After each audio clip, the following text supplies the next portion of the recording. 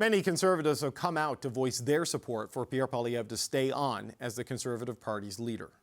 He won extra seats in the country. A lot of people that voted for me voted for change. They voted for Pierre Poilievre. We've had 4 leaders or 3 leaders in the last 4 years.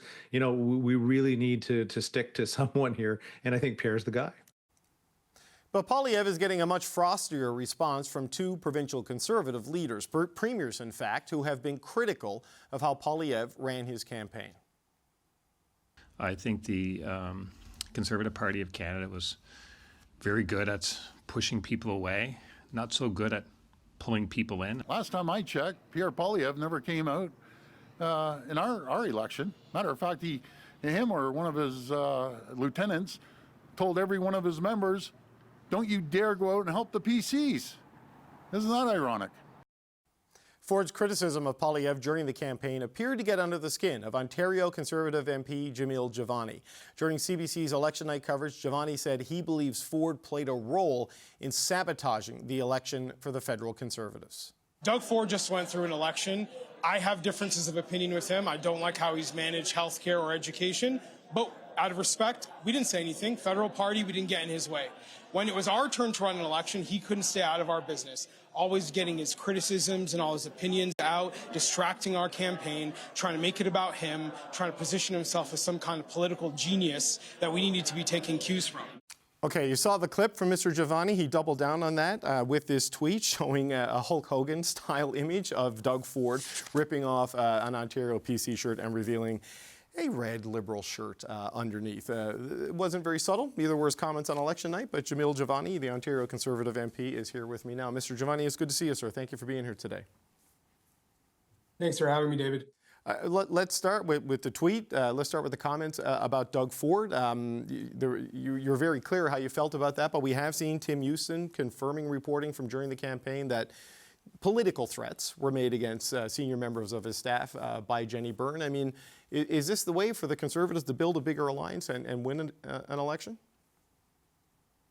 I don't know anything about these personal dynamics. Sure. Why I said what I said on election night is because I was speaking for many Conservatives across Ontario and across Canada who poured their heart, their soul, their time, their energy into this campaign because they believed Pierre Poilievre should be Prime Minister. And for those folks to see Doug Ford undermine the campaign, badmouth Pierre, leak all kinds of stuff to the media, they were frustrated. And, part of my job as a member of Parliament for Bowmanville, Oshawa North, is to say the tough things that need to be said so that the voices of my constituents are heard. And that's what I did. And Doug Ford can get mad about that. He can have his goons say mean things about me. I'm not afraid of him. I don't need his approval. I believe that we accomplished many good things over the course of this campaign, and I want people to focus on those things. Right. You say you're not afraid of Mr. Ford. You don't need his approval. Do you think he was trying to sabotage your campaign, the Pierre Poilievre team's campaign in Ontario, based on what he said, what Corey Tonight said, and your response to it? Well, he certainly wasn't helping, and he was certainly being a distraction. I can't comment on his intentions, but I felt compelled on election night to make very clear that with Pierre Poilievre as our leader, we have become a party of dreamers and builders and strivers and hustlers, people who want change. And I don't think Doug Ford represents that. And I don't want him influencing where our party goes next. So Mr. Jivani, what message do you take from these election results? I mean, there are good things there, more votes, more seats, but bad things, right? Your leader, he lost his own seat, and you failed as a party to get that majority that seemed inevitable just a few months ago. So what message do you take from what we saw on Monday and Tuesday? Well, I mean, I think on the positive side, Pierre Poilievre was able to bring unions, LIUNA Canada, for example, into our conversation, and building a stronger coalition of people from working class, middle class backgrounds. And I think that we saw positive gains because of those relationships, because we've been able to show that when Conservatives talk about economic policy, we're thinking of the hardworking family. And I think that was very important to the results that we had. I do believe, I represent the most eastern GTA riding in the region, Bowmanville, Oshawa North. And when I look to my neighbors to the west, most of who did not vote for us to represent them, I think it's going to take more time. I think we need to spend more time in these communities for them to get to know us better, to see that we can understand them, that we can represent them, to earn their trust. And, for a lot of these ridings in the GTA, they have not had a Conservative MP for a long time. And it's going to take time for us to be able to build those relationships. But I'm confident we can do it. And a lot of my confidence comes from the number of young people who came out and supported our Conservative message. The biggest hip hop producer in Canada, Boy Wonder, came out and endorsed Pierre Poilievre on election day. That's something. And I think that's meaningful. And I think that's a sign of the growth in our coalition and the growth we will have over time. Is it just a question of time, Mr. Jivani, or is it also a question of tone? Because the gender gap was pretty profound, in a lot of the data that we've seen.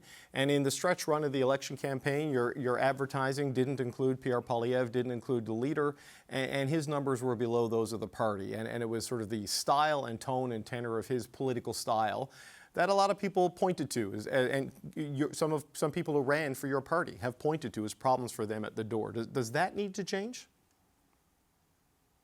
Well, I think we can always get better. We can always learn from what happened. Part of it is I do think people need to get to know who Conservatives are and why we're conservative. And I'll give you an example, David. People will always make accusations that we are wanting to cut budgets or we're not in support of healthcare. I mean, I became a candidate for the Conservative Party 2 years ago after completing cancer treatment. I am the biggest believer in universal healthcare that you're going to find, because I would be six figures in debt if we did not have the system that we have. And I think people need to hear those kind of stories to show that we represent the full range of human experiences in this country. And I think that means something. And the more we show people that, the stronger we will be. So a question then, though, because you're going to have to deal with this in caucus. The caucus meeting is on Tuesday. You'll vote on whether to adopt the Reform Act, and presumably there will be a conversation about what's next at the leadership level of your party.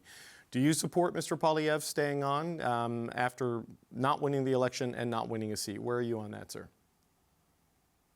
I think Pierre Poilievre has earned the right to continue leading this party. And I think the support he has from caucus, which is quite visible if you go on any social media, I think that's a sign that people believe that he can, continue to grow this party and grow this coalition. We have built something special. All Conservative MPs, Conservative volunteers, Conservative supporters, and I think we need to continue growing that. And I think Pierre will be able to do that well. What about his team? As I'm sure you know, Jenny Byrne, for a campaign strategist and someone who's not elected, has generated a lot of headlines herself throughout this campaign. Premier Houston revealing what he revealed, and Doug Ford raising the point that she apparently told people not to work for his party in the provincial election. Is that the sort of dynamic that can continue if you're going to be successful? Does he need to change the people around him? Part of being leader is having the ability to make those decisions. And I respect that these are decisions Pierre will have to make. Anybody who knows him knows that he's a hard worker and he has a very strong analytical mind. I'm sure he's going to think through what makes sense, and he's going to want to build a team that will deliver a majority government next time around. And I trust his instincts to be able to make that decision. So you're going to leave that decision to him? You're not going to push for change at the top of the staffing levels? No, I defer to Pierre Poilievre on that. I think that's what being a leader is. I mean, he's the leader of our party, and these are the decisions that we trust him to make as the leader of our party. So Mr. Jivani, on the people need to get to know Conservatives better. This is the first time we've spoken, and we've requested you for the show many, many times, but Conservatives have been told not to come on this program for a number of years. I don't know if these requests ever got to you from the office. Obviously, something is changing as Conservative MPs are speaking to reporters a lot since the election result the other day. I just wonder if this needs to change, more of an open conversation between your party and Canadians who didn't necessarily support you? If the war with the press gallery that's kind of been getting waged, whether that needs to change, and does Parliament need to become a more cooperative and less oppositional place when MPs go back probably by the end of May? Well, I think our job is to earn the trust of the Canadian people. And my belief is that we can do that the more we show Canadians what we believe and why we believe it as Conservatives. So that's why I'm here, because I want to have that conversation and I want people to get to see the motivations that we have. I am 37 years old, the son of a single mom, the son of a father who immigrated from Kenya. These are part of who we are as Conservatives, and I want people to see that as the makeup of our party, and the policies that we come to are informed by the life experiences of lots of different kinds of Canadians. So I think we should be showing people that, and that's why I'm here today. During the campaign, there was a lot of criticism that the messaging didn't shift quickly enough to take a hard enough line against President Donald Trump. Well, what do you think about how your campaign dealt with that issue over the last number of weeks, and should it have done something different? Well, what Pierre Poilievre did very well is hone in on a strong desire for change among Canadians. And there are a lot of issues that people feel very personally: housing affordability, cost of living, crime. And I think Pierre exhibited very strong discipline in wanting to show people that we had solutions to these problems. So I'm sure there could be, a lot of different points of view on what could be done differently or when something could have been this way or that way. But I will say that by the time Election Day came around, the people who felt the need for change very strongly were very motivated. And that's why we were able to pick up, seats in Brampton, Hamilton, other parts of Ontario that prior to this election, we did not have MPs in. So, of course, there's always opportunity for Monday morning quarterback.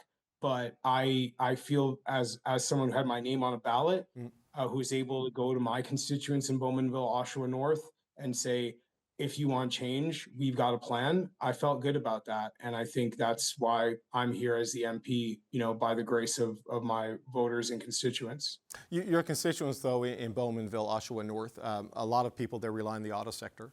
I know you're good friends with J.D. Vance, and the auto sector is kind of being threatened by the U.S. administration. Have you talked to your friend, the Vice President, about this on behalf of your constituents? Is this something you're prepared to do? Because there are very few people with a personal connection into the White House. You happen to be one of them. Will you have conversations with Vice President Vance about what they're doing to the Canadian auto sector and how you feel about it? Well, JD and I were friends before politics, and we'll be friends after politics, but we do have very strong political disagreements. If the opportunity came where I thought I would be able to make a positive difference, of course I would take it. I know my constituents would want me to, but the state of affairs between our two countries right now is quite chaotic. And at this point, with a new government elected, it is, going to be up to the Liberal Party and Prime Minister Mark Carney to lead on behalf of Canada. And, I hope that they will have good policies and a good approach to look out for these families affected by tariffs.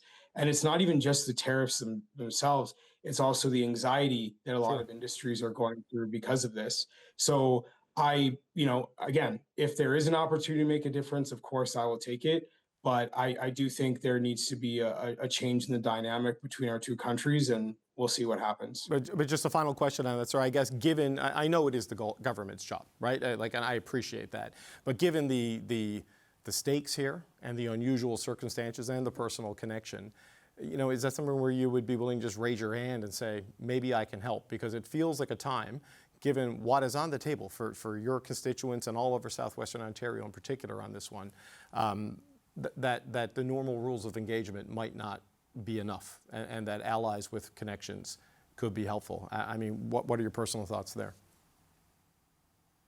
Well, if the Liberal government wants to find me, they know where I am. I've met with their ambassador to Washington, D.C., Ambassador Hillman, in the past to share what I know, the limited bit that I do. So I'm certainly a person who puts my party above partisanship. The only thing I will say, though, is I have observed that the dynamic between our two countries is just not very good right now. And I wish the Liberal government well in working on that, because I think that's really what needs to change in order for anybody to be able to help. The dynamics got to get better. And of course, the folks in Washington, D.C. need to make some changes in order for that dynamic to get better too. Okay, I just want to check. You said, I think you misspoke there. You said you put your party above partisanship. I don't want someone to clip you and misrepresent you on social media. I think you put your country above partisanship. Am I understanding you correctly? Yeah. Okay. Thanks for correcting me. I apologize. Yeah, no. Listen, social media is unforgiving. I don't want you to be mistreated. Jamil Jivani, I appreciate the time. I hope you'll come back, and good luck with your caucus meeting next week as you figure out what's next. Thank you, sir. Thank you. Take care. All right, thank you. All right, that is Conservative MP Jamil Jivani. We're going to turn now to the power panel who are listening in. James Moore is a former Conservative cabinet minister. Andrew Thompson is a former Saskatchewan NDP cabinet minister. And here with me in the studio, Stevie O'Brien is a former chief of staff to Liberal cabinet ministers. And Paul Wells is a journalist and an author. It's good to see you all. Thanks for being here. James, I wonder if I can start with you. 3 days in a row, we've had Conservative MPs on talking about what's next. And Chris D'Entremont, Scott Aitchison, Jamil Jivani, all sticking with Pierre Poilievre. What do you make of where Mr. Poilievre is after a disappointing Monday and losing his seat? The virtues of a public broadcaster in French have now spilled over to English all of a sudden. It's interesting. I'm feeling love like I haven't felt in a while, James. Look, emotions are still raw, right? This is a rubbed raw campaign where you're up 25 points and you have a change in leader, then it gets close, then it gets wide in the campaign, it gets close towards the end, and then all that stuff. I think certainly with Mr. Jivani, a lot of what he's expressed is a lot of personal pique. He has a long-standing, relationship with the Ontario government, let's say, and it's been fractious at times and all that.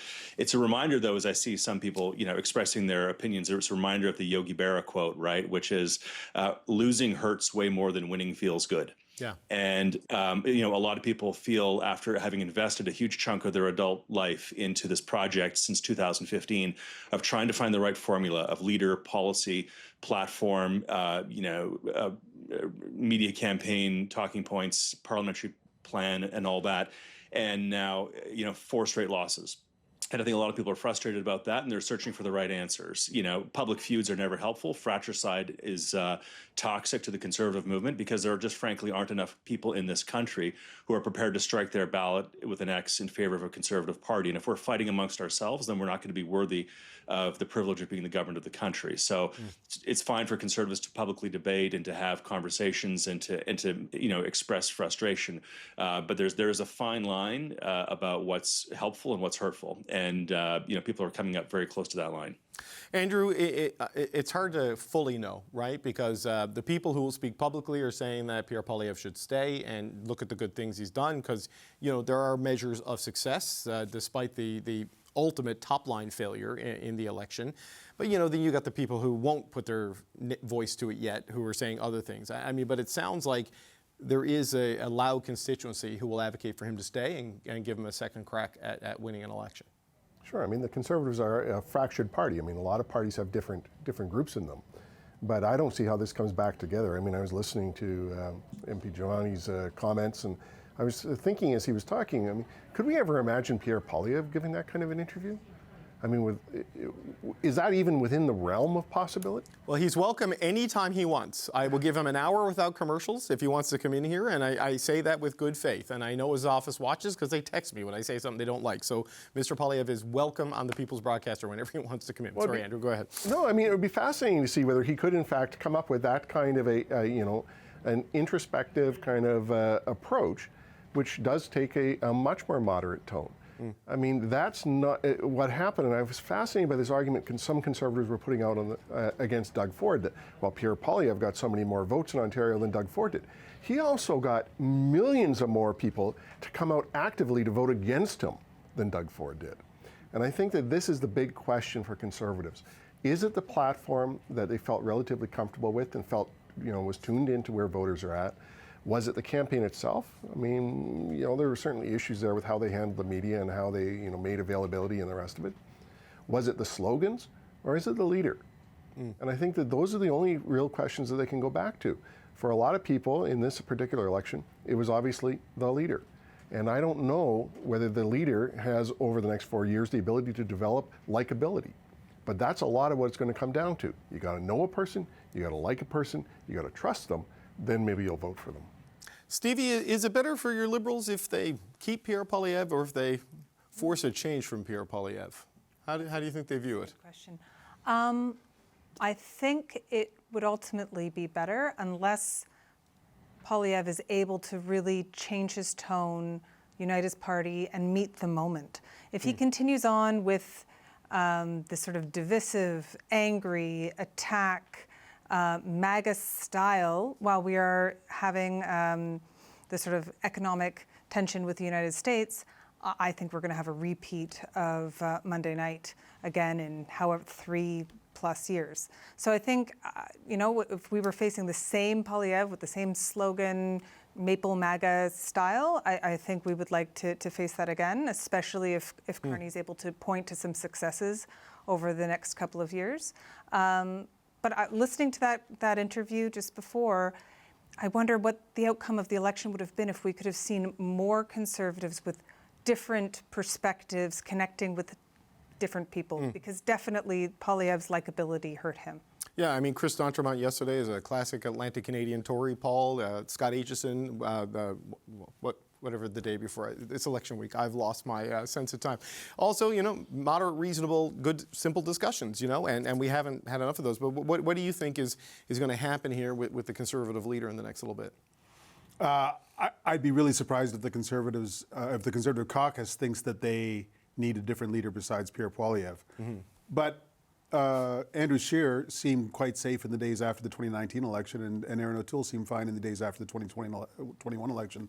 These things have a way of building their own odd momentum, and all the more so if the leader hasn't been seen in public since Monday night. That's strange. Like, what do you make of that? I'm amazed it's taking Mark Carney until tomorrow morning to hold a news conference. To me, that felt awful long. I don't understand why people don't get out and make the case for themselves a bit more. But now Poilievre is going to wind up being behind Carney, and on whether Doug Ford is a good enough Conservative. Jamil Jivani's not the only one who thinks that. I know that there are Conservatives who work for the Ford government at Queen's Park who don't think Doug Ford is a Conservative. But you build a tent in this business. Yeah. Marjorie Le Breton used to write me a long email every several weeks from her Senate seat when she was a Progressive Conservative, telling me what a horror Stephen Harper was. And then when the parties merged, one of the first things Harper did, knowing that, was to reach out to her and say, I need your help. That's what a winner does. And it remains to be seen whether Pierre Poilievre has that move in his repertoire. Yeah, James, that's what I wonder about. I've spoken to, I've had private conversations with Conservative MPs as well, who talk about, that they sense contrition and some humility there from Mr. Poilievre after the loss. I mean, but and I don't see this as a criticism, but he is who he is, right? Like, he is an aggressive, apex predator style politician, and that's what got him to that 25-point lead. And when he tries to not be that guy, he doesn't look comfortable doing it. So, with this result and with this sort of period of reflection, I mean, what sort of Pierre Poilievre do you think will emerge and needs to emerge from whatever comes out of this? There's a subtlety between being contrite and being humble and looking weak, and it's a very subtle thing. And it's not, you can't quite put your finger on it, but you kind of might know it when you see it. And part of the nature of the contemporary conservative movement, such as it is, in part because of Donald Trump, in part because of Joe Rogan, in part because of the cultural shift, in part because the way the Conservative Party has broadened into sort of the blue collar working class universe, which is generally accretive for the party and helpful in the long term, is that, the tough guy thing kind of has to be sustained in ways, but that's not sustainable when you have to actually demonstrate to your party and to your caucus that you did make mistakes and you want to learn from them and you want to move forward. So there's a subtle thing there. But I mean, I think part of what Paul just said there, I've always been of the view that when you decouple optimism from conservatism, conservatism falls on its face and just doesn't work. It doesn't fly. And also political parties are about growing. And the Marjorie Le Breton example is a good one. You need to find excuses to build any kind of tether or a bridge to other people so they can find an excuse to vote for you. Give them a reason and a motive to vote for you. And I said this on election night when I was over on CTV, and I said, for example, in the campaign, boots, not suits. Boots and suits. Like, why one, not the other? What's wrong with wearing? I mean, I wear a suit. There are a lot of people in professional services, people who work in sales, who are accountants and lawyers, people across this country who go to work every day and they put on suits, proudly so, and they deal and they interact with customers. And there's nothing wrong with them. And there's nothing sort of, maybe society for too long, we've tilted against people who work with their hands, tools, and machines on a daily basis. And we've sort of been a bit erudite about one group of Canadians over another. That's a fair point. But political parties should be about drawing people in and saying everybody's welcome within our tent. And I think sort of this exclusionary politics of demonstrating that you're for a group by demonstrating you're against another group, there are real limits to that. James, I have to ask about, I know you're friends with Jenny Byrne. I'm not trying to make her a core issue here, but Tim Houston brought up unprompted yesterday. Is an interesting thing that, a progressive conservative premier of Nova Scotia who just won a big majority, saying that his staff got pretty aggressive messages from the campaign director. I mean, if Pierre Poilievre and Tim Houston got into a fight, that's one thing. But when you've got your staff threatening a premier's office, I mean, that can't be the operating procedure for an opposition leader. Well, we've heard one side of the story. I don't know what the other is. I mean, I can't litigate that. I'm not about to, certainly on the show. But what I would say is this, if the Conservative Party of Canada is to be successful, and this was true under Brian Mulroney, it was true under Stephen Harper, that Premier Ford and or his successor, Tim Houston, Danielle Smith, all Conservative premiers in the province, they all have to point to the national leader and say, that guy or that woman, that person needs to be the prime minister of this country. Because the Conservative universe in this country, as I said, it's not big enough. If we're fighting against each other, we're not big enough, and B, if you're incapable of governing yourselves internally in this family that is the Conservative Party, then you are unworthy of governing the country that is complicated and deals with real challenges, not just who said the right thing during a campaign and was Corey tonight too tough on a podcast. Like, come on, we have real problems in this country that are much more challenging than that. And if you can't handle the small stuff, voters won't trust you with the big stuff. Andrew? Well, they also, I think, do need to pick up the point that they have to, and James is making that point, they have to be more open and they have to show themselves to be that way. I mean, certainly, as a lobbyist myself, we spent a lot of time with Conservative MPs before the election, and a lot of them are actually very open, and have a lot of ideas about what needs to be done or what can be done, and are open to ideas about what can be done to drive the economy forward and make more opportunities for young people and Canadians. That didn't come through in this campaign.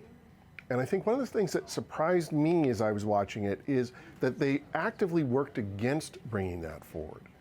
The difference between what, that very weak platform, very kind of mean-spirited platform that came forward at the end, how different that was from the 2023 party policy declaration, which was actually very forward-looking.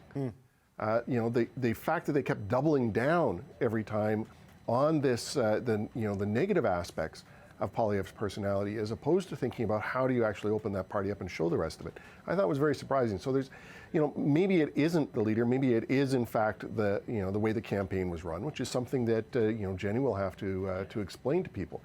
But to me, it's very odd. And even today, I still don't really get a good sense of what is this Conservative Party. Is it the Doug Ford Conservative Party? Is that allowed to even be in part of the federal Conservatives anymore? Right. Is it just this kind of crazy kind of stuff that we see coming out of Alberta these days, which is very MAGA light? What is it? And I think that's one of the questions that Pierre Poilievre, or whoever the leader is, has to answer.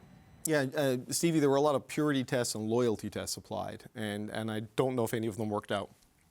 Within the Conservative? Yeah, sort of like Doug Ford he doesn't govern Conservative enough, but what they're missing there is that he governs, and he has had to have for 3 consecutive majorities, right? No, absolutely. It was too limiting. It was too small. The inner circle was too small. What we didn't see was a team a Team Canada approach, even within, or a Team Conservative. It was all focused on one man, one image. Sort of, it was Poilievre, and it was his show, and that really, I think, wasn't what the moment required when we needed a Team Canada. When the ballot issue was who do you want facing off with Donald Trump? And I think, yes, it's Mark Carney, but also Mark Carney had a team of other in the wing, and we knew who they were. There was something to be said about that. And I think the Conservative Party is going to have to open up their ranks, show a little bit more of who they are, who they're made up of, to connect. It is too insular. Yeah, Paul, it was very clear on election night that if the Conservatives had won, we knew who the Prime Minister was going to be.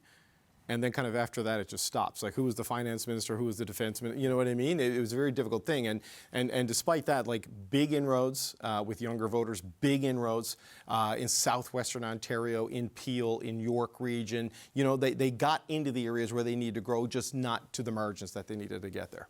Yeah, I mean, from Hamilton to the border in southwestern Ontario is a pretty blue neck of the woods these days, you know. And there are long-standing, I thought, reasonably popular Liberal MPs who were just washed away in the flood in parts of Ontario. So, and it's important to point out there are a lot of voters who voted Liberal on Monday night who were absolutely prepared to vote Conservative 4 months earlier. And they kind of voted Liberal to put Mark Carney into the job on probation. And if he turns out to be a little reminiscent of the Liberal Party that they were ready to vote against several months ago, they might change their vote back the next time. So. I get the feeling he's going to be pretty different. I don't know, his priorities and stuff certainly seem different, more economic focus. But